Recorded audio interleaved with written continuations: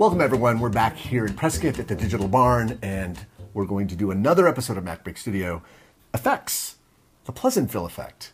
What's the Pleasantville effect, Mark?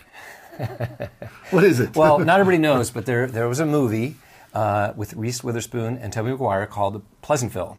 And you can look it up, I'll show you here on YouTube, where you can see the trailer for it from 1998. Very good movie, and it employed an unusual effect where part of the movie was black and white, part was color, and then they kind of put them together and took the people in the current world and put them in the black and white world and started to introduce color. And this particular frame just shows you that this woman's dress is in color and her umbrella is, but everything else is in black and white.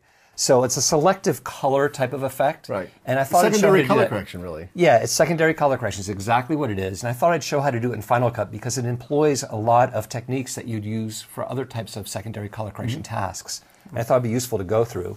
So my example here is a shot of your daughters and their friend. And I've kind of zoomed in a little close here because I want to focus on this part of the frame. There's movement in the shot. They're moving as well as the camera's doing a little tracking here. And I want to isolate the red and make everything else black and white, but specifically just of this cap and nothing else. So to get started, I'm going to press Command 6, which will immediately go to the color board. It doesn't actually apply the color corrector effect unless you make a change. And I want to get out of this to add a mask. So if I were to go back out right now, it's not there. So what you want to do if you're using Command 6 to go into it is just make a little change. So I'm going to go to saturation and just nudge it a little bit. So when I come back out, we see the color corrector effect. And now you can add your mask. And now I can add my mask. Now I'm going to start with a color mask, and I'll get an eyedropper, and I'll click and drag to isolate out those colors. Now I'll hold the Shift key down, and notice there's a little bit there missing, and that's pretty much what I want. Now we've got more than that selected, so that's part of the issue that we want to solve. So the color mask allows us to isolate just these colors, but I only want them right here. By the way, you're going to have a problem going forward because both those girls on the left are both named Rachel. Well, I'll keep their names out of it. If I click on the View Masks button, we can see the areas that are isolated right there. Right. Now, in order to address this, what I'm going to do is go right back to the Masks button here and add a shape mask. So we'll combine them. I'll take the shape mask and I'll make it much smaller. You're just going to fit it around Rachel's head? Yeah, I'll kind of rotate it and fit it around this area. By the way, if you hold down the Option key, you can move just one side of this and they won't both move together like they do by default. And I'll take the feathering way down by dragging out this outer ring. And now if we click View Masks, we've isolated it to just Rachel, that Rachel. Right. So that's great, but as we move, notice what happens here, okay? So we've done it, but we haven't actually done any color correction yet. So I've set up those masks, but let's go now into the color corrector, into the color board for saturation.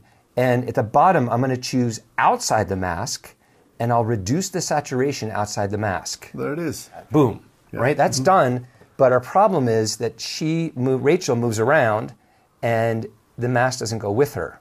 So pretty easy to fix because with that mask selected here, I'll go back to the inspector, and next to the shape mask is a keyframe button. Yep. So I'll click the keyframe button, and then I'm going to move forward in time, and when she starts to move out, I can just move this down, and I can tap the right arrow key and move. And if she were to move in a very predictable way, I could move more frames at a time, but I'll just go through and back up. You're doing manual tracking. I'm basically doing manual tracking, that's right. And I'll go through here. Now if I play back through, if I skim back through, we can see that the mask moves with her. Okay? So that works pretty good. If you look closely, there's a little bit of pink in her eyes here. If we go back to View Masks, it's actually did a very good job, but I've done it where you get a little bit of pink in her eyes that doesn't look quite right. Right. So one limitation of the mask that's available in the color corrector effect, it's just this oval. Right. And that's you can rotate it, but I don't really want to include here. So I want to show one more option. I'm going to turn off that shape mask, and what I'll do is I have another copy of the same clip right here that's completely black and white. See that? All I did is desaturate it, okay? But I'm going to take this one, hold the Option key down, and put a copy on top. What I'm going to do now, instead of using this shape mask as part of the color corrector effect, is I'm going to go to the effects browser and go down to masks, and I'm going to apply a draw mask effect. Okay? And to really see how this works, I'm going to turn off the bottom one temporarily. I select it and tap the V key. Then I'll move to the beginning of this clip. And then with this clip selected and the draw mask selected, I can draw a quick mask that's a little bit more precise around here. Oval. And specifically, I want to avoid her eyes here where they start to get some of the color, about like that. Yeah. Okay, so we can see I've completely isolated her there. And if I turn the bottom back on, we have the effect, but we have the same issue where as we move through, she moves out of the mask. But it's a much more flexible mask. So how do we keyframe that? With this, we can keyframe the transform. In other words, we can open this up and add keyframes for position and rotation, which is like what we did with the other mask, right? We were able to position it and rotate it, but we can also change its control points. So I can add a keyframe for control points. And now, as I step forward through this, I can move this whole mask. Can you is there a bunch of control points you can see in the inspector? Yeah, so if we pop that open, you can see each of the points that I drew. And you keyframe all of them. So as this goes through, I can adjust each of these points on every frame just to make sure we don't get into her eyes there, and then bring them down.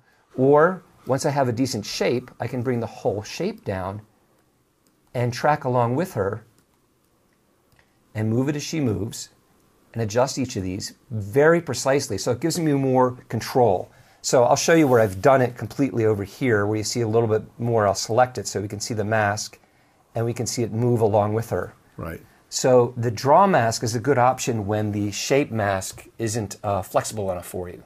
So Final Cut really has you covered either way. It just requires you adding a clip on top to do it. But either way, it allows you to achieve this kind of selective color effect.